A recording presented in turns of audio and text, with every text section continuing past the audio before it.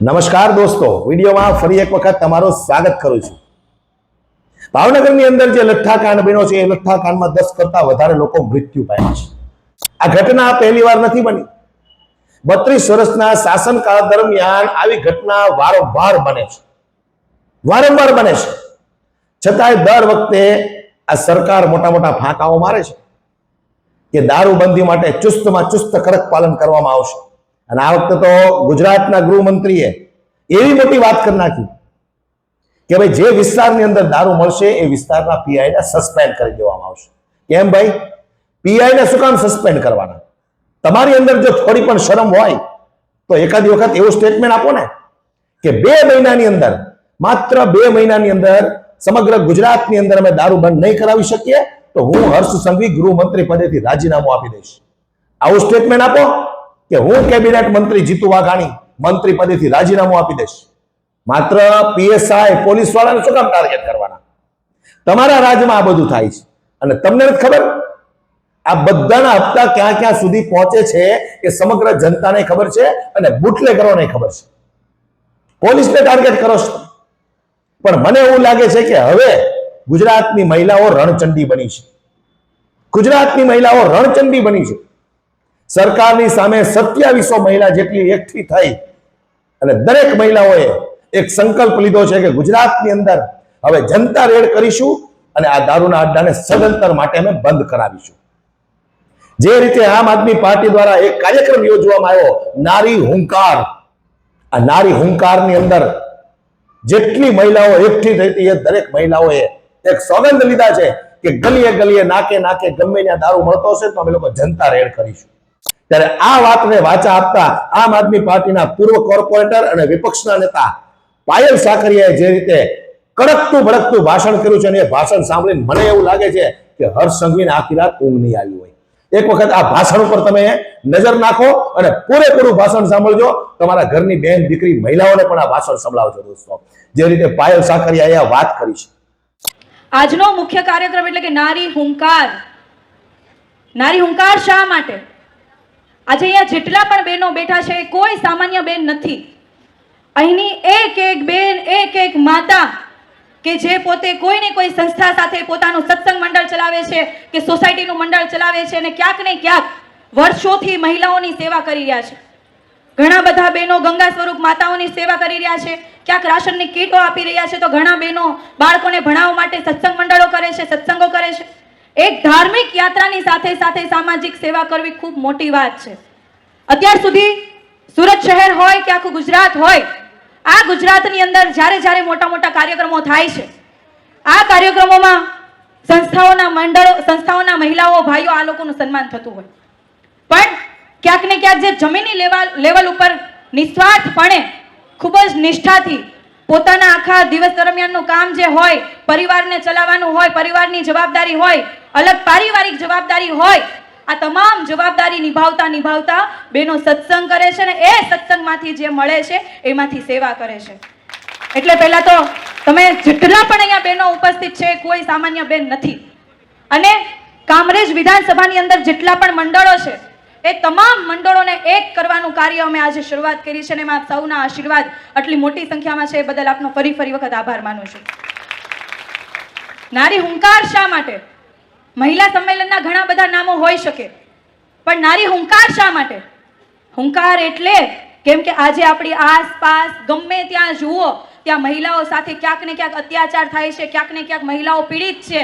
આજે પણ મહિલા હોય કે પછી ઘરના નાના એવા સભ્યો હોય, તમામ લોકો માટે જ્યારે જવાબદારી નિભાવવાની વાત આવે ત્યારે સૌથી મોટા ભાગની જવાબદારી મહિલાઓ નિભાવતી હોય, પણ આપણી આસપાસ હજી કેટલાય એવા હેવાનો છે કે જે હેવાનો આપણી બેન, આપણી દીકરી, આપણી પરિવાર કે કહેવાય કે આપણી ગુજરાતની દીકરી એમને ખુલ્લે આમ કહેવાય કે એમની સાથે અડપલા કરે, દુષ્કર્મ કરે, આપણે જાહેરમાં વાત પણ ના કરી શકીએ એવી ઘટનાઓ બને છે। આજે અહીંયા પાછળ જે નારી હુંકારનું બોર્ડ છે એની બાજુનું બોર્ડ જુઓ, એમાં દર વર્ષે મહિલાઓ સાથે કેટલા અત્યાચાર થાય છે, પેપરના પાને ચડે છે, સોશિયલ મીડિયામાં આવે છે, ટીવીમાં આવે છે, પણ એમનું નિરાકરણ શું? એક પછી એક દીકરીઓ પીંખાય છે।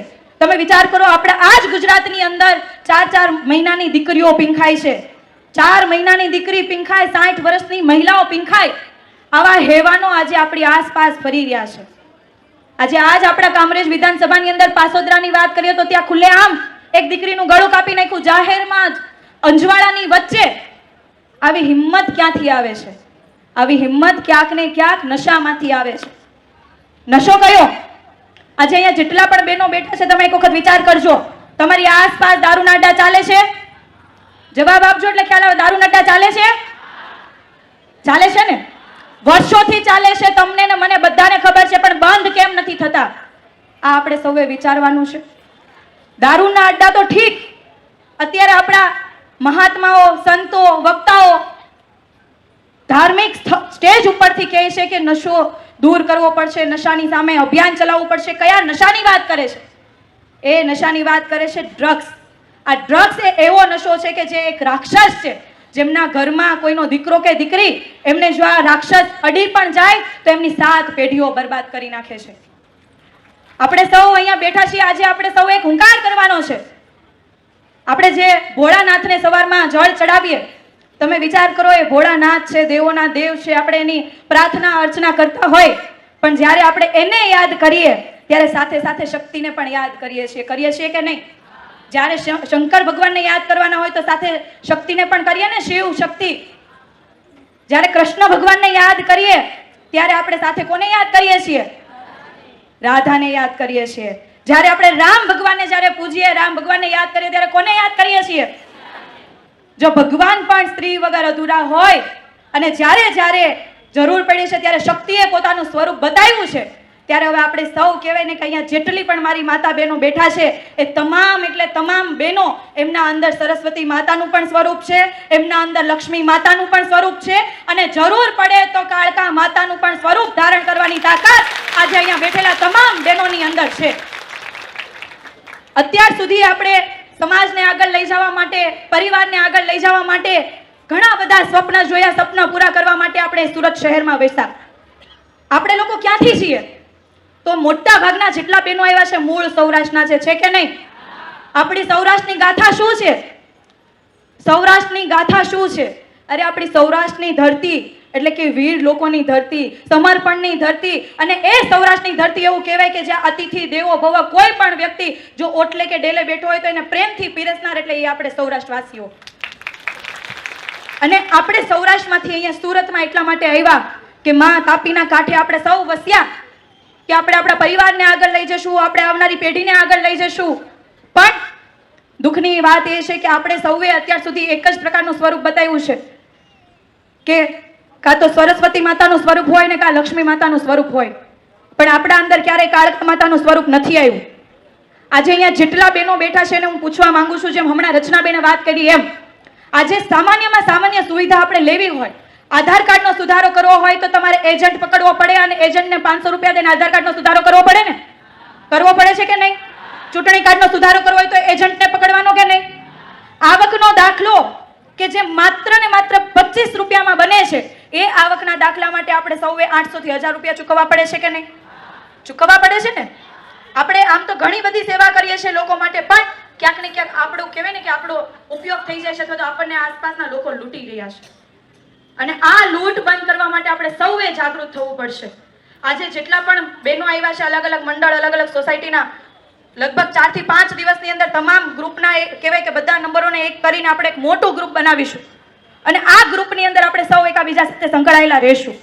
પણ આજથી, અહીંયાથી, અત્યારથી આપણે સૌએ હુંકાર કરવાનો છે, અને આ લડાઈ પરિવર્તનની લડાઈ છે, એવી લડાઈ છે કે જે સુરતથી આખા ગુજરાતની અંદર નારી હુંકાર થશે. એના માટે તમે બધા તૈયાર છો ને? તૈયાર છો કે નહીં? જેવી રીતના દેવોની બાજુમાં શક્તિ છે, એવી જ રીતે આપણા ભાઈઓની બાજુમાં આપણે શક્તિ બનીને આજે કહેવાય હેવાનોને આપણી શક્તિ બતાવવાની છે. બતાવીશું કે નહીં? એક પણ વ્યક્તિ ખોટું કરે એને આપણે છોડીશું નહીં. છોડીશું? આ તમામ અન્યાયની સામે આપણે સૌ એક બનીને લડીશું કે નહીં? અને લડવા માટે તમે બધા તૈયાર છો ને?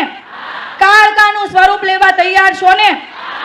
હંમેશા નારીઓને અબળા કહેવામાં આવી છે. અબળા, જ્યારે પણ નારીની વાત થાય તો એવું કહેવાય કે અબળા નારી છે, અબળા નારી છે. પણ અત્યાર સુધીનો આપણો ઇતિહાસ એવો રહ્યો છે કે એ યુદ્ધ હોય તો યુદ્ધની અંદર ઝાંસીની રાણી જેવી મહિલાએ પણ સામેવાળાને કહેવાય ને કે ચઠ્ઠીનું ધાવણિયા દબાવી દીધું હતું, એ મહિલા પણ હતી આપણા દેશની જ હતી. જ્યારે ક્રાંતિની શરૂઆત થઈ છે, ક્રાંતિની અંદર સૌથી મોટો ફાળો મહિલાઓનો છે. આ મહિલા જો આ વિશ્વની અંદર ન હોત, આ પૃથ્વી ઉપર ન હોત, તો ક્યારેય વિશ્વનું સર્જન જ ના થાત. એ વિશ્વનું સર્જન કરનારી આ નારી છે, તેને કઈ રીતના આપણે કહી શકાય? તો આપણે સૌએ આપણી નારી શક્તિની તાકાત દેખાડવાની છે અને આજથી આપણે સંકલ્પ કરવાનો છે, એવો હુંકાર કરવાનો છે કે જ્યારે આપણા વિસ્તારની અંદર કોઈ પણ બેન દીકરીને કાંઈ પણ જરૂર પડે ત્યારે આપણે સૌએ એક અવાજે ભેગા થઈને એમની મદદે પહોંચવાનું છે. જ્યારે આ સરકારી બાબુઓ અધિકારીઓ આપણને લૂંટવા માટે આવે ત્યારે એની સામે અવાજ ઉઠાવવા માટે આપણે સૌએ એક થઈને ત્યાં હુંકાર કરવાનો છે. કહેવાનું છે કે હવે અમે જાગૃત છીએ, અમારા હક લેવા માટે અમે સક્ષમ છીએ અને અમે અમારો હક લઈને જ રહીશું. આ માટેનો હુંકાર કરવાનો છે. ઘણી બધી યોજનાઓ પણ રાજ્યની અંદર જાહેર કરવામાં આવે પણ મહિલાઓ સુધી પહોંચતી નથી. ઘણી બધી રીતને આપણને લોકોને લૂંટવામાં આવે છે. આ તમામ લોકોની સામે હુંકાર કરવાનો છે. મહિલાઓની શક્તિ તેમાં બતાવવાની છે. મહિલાઓના હક, મહિલાઓના જે અધિકાર કહેવાય એ અધિકાર આપણે સૌએ જાણવાના છે. આજનો આ કાર્યક્રમ આપણે સૌએ માત્ર ભેગા થવાનો નથી, પણ આજના કાર્યક્રમની અંદર હરેક સ્ત્રીનું સન્માન કરવાનું હતું કે જે સ્ત્રી પોતાના બીજા બહેનોની સાથે એક સેવાકીય કાર્ય કરી રહ્યા છે કે જેમાં અસંખ્ય લોકોને મદદ કરી રહ્યા છે. અત્યાર સુધી નાના મંડળો કામ કરતા હતા, પણ હવેથી આપણી આ વિધાનસભાની અંદર તમામ મંડળો, આજે અહીંયા 60 થી પણ વધારે મંડળોના બહેનો ઉપસ્થિત છે, ત્યારે આ 60 થી વધારે બહેનોએ એક થઈને નારી હુંકાર હેઠળ આપણે સૌએ કાર્ય કરવાનું છે કે નહીં? આપણે આપણી નારી શક્તિ બતાવવાની છે કે નહીં? નારી શક્તિ બતાવીશું ને? હવે આપણે ખોટું થતું હોય એની સામે અવાજ ઉઠાવીશું કે નહીં? ભાઈઓ જેટલી તાકાતથી લડે છે એના કરતાં પણ વધારે તાકાત આપણા અંદર રહેલી છે. એ અંદર રહેલી તાકાતને આપણે બહાર કાઢીને આપણે શક્તિ બતાવવાની છે. વધારે વાત નથી કરવી, આપણે મનોજભાઈને પણ સાંભળવાના છે, સરને પણ સાંભળવાના છે, પણ હું આપ સૌને ફરી વખત એટલું જ કહેવા માંગુ છું કે આજથી આ હુંકાર, આજથી આ મંડળ આપણું એવી રીતના આપણા વિસ્તારની અંદર કાર્યરત કરશે, એવી રીતે કાર્ય કરશે કે એને જોઈને આપણા વિસ્તારની અંદર જે કોઈ હેવાનો છે, આજથી અહીંયા કહેવા માંગુ છું કે કામરેજ વિધાનસભાની અંદર જેટલા પણ દારૂના અડ્ડા છે, જ્યાં પણ ડ્રગ્સ માફિયાઓ ફરે છે, એ તમામ પોતાની દુકાનો બંધ કરી દેજો. કારણ કે આજથી અહીંયાથી અત્યારથી આ કામરેજની તમામ બહેનોનો હુંકાર આ બાબતે લડાઈ લડશે કે નહીં? અને એની સામે જે પણ કોઈ રક્ષણ આપતું હશે, કોઈ પણ નેતા હશે, કોઈ પણ પાર્ટીનો હશે કે પછી ગૃહમંત્રી પોતે હશે, તો એને પણ અમે ઘરે બેસાડવાની તાકાત રાખીએ છીએ કે નહીં? આપણે આપણા સમાજના નિર્માણ માટે, આપણા ભવિષ્ય માટે, આપણા દીકરા દીકરીઓના રક્ષણ માટે આપણે જો કાળકા બનવું પડે, ચંડી બનવું પડે, તો એ આપણી સૌની જવાબદારી છે અને આજથી એની તૈયારી આપણે સૌએ કરવાની છે. અને આ તૈયારીના ભાગરૂપે આજનો આ કાર્યક્રમ હતો. આપ સૌ આટલી મોટી સંખ્યાની અંદર ઉપસ્થિત રહ્યા એ બદલ